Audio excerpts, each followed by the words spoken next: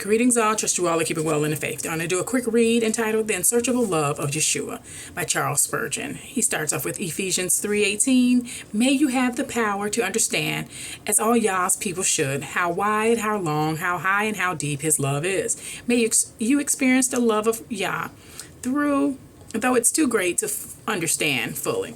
The love of YAH is not merely great, it is unsearchable. It defies measurements and surpasses comprehension. The Apostle Paul prayed that believers might understand this unknowable love, not by reason alone, but by the Spirit's illumination and heart experience. The love of Christ is eternal in its origin, infinite in its depth, and effectual in its power. It is a love that stooped the manager, climbed willingly to the cross.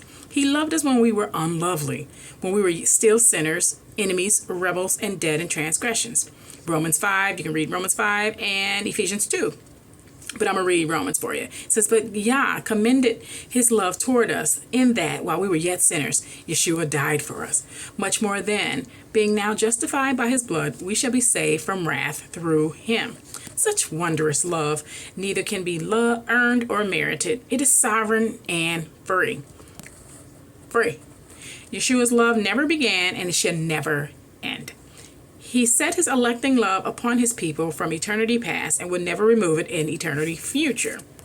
No created mind can fully comprehend it, as the sea cannot be measured by the hand.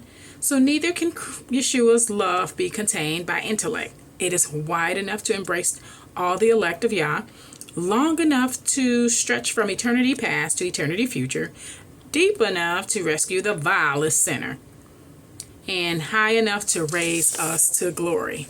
When afflictions come, let us gaze again at Calvary. The measure of his love is revealed not in empty sentiment, but in his substitutionary sacrifice. There, Christ, the Mashiach, Yeshua, bore our sin, because we're sinners. We are sinful. We are as filthy rags, and we need saving. That's what salvation is. We need saving. We don't do everything in our own power. We don't do things ourselves, okay? There he endured the wrath that was ours. There his love was proven beyond all doubt. Drink deeply, dear believer, from this well that never runs dry. Though you can never reach its bottom, you are invited to wade in its depth. O Yeshua, what tongue can speak of your wondrous love for sinful me? May your unsearchable love to me constrain me to live no longer for myself, but for you, who died for me and underwent my eternal punishment. Amen. Got a second one for you. This is entitled, Yah is our abode, our home. He starts off with Deuteronomy 33:27. The eternal Yah is your refuge. The word refuge may be translated an abiding place, which gives the thought that Yah is our abode, our home.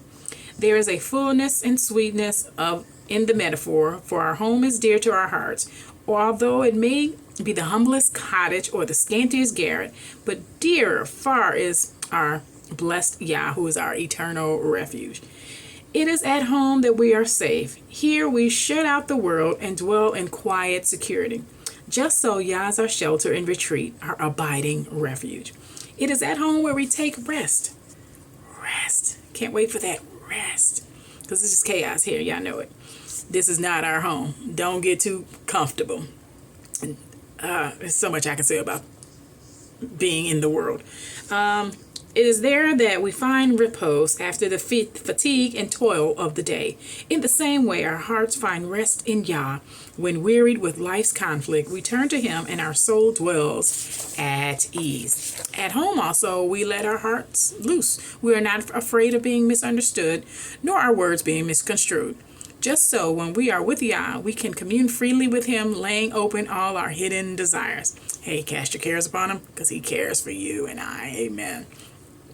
Home, too, is the place of our truest and purest happiness. In the same way, it is in Yah that our hearts find the deepest delight. How blessed are those who have thus the eternal Yah for their refuge. And he ends with Psalms 46. Yah is our refuge and strength, a very present help in the times of trouble. We're in trouble now, folks. So draw nigh to him, and he'll draw nigh to you. All right, you guys, continue to be encouraged in the faith. Laters. Verse 29, and people of the land have used oppression, exercised robbery, and have vexed the poor and needy. Yea, they have oppressed a stranger wrongfully. Be encouraged in the faith.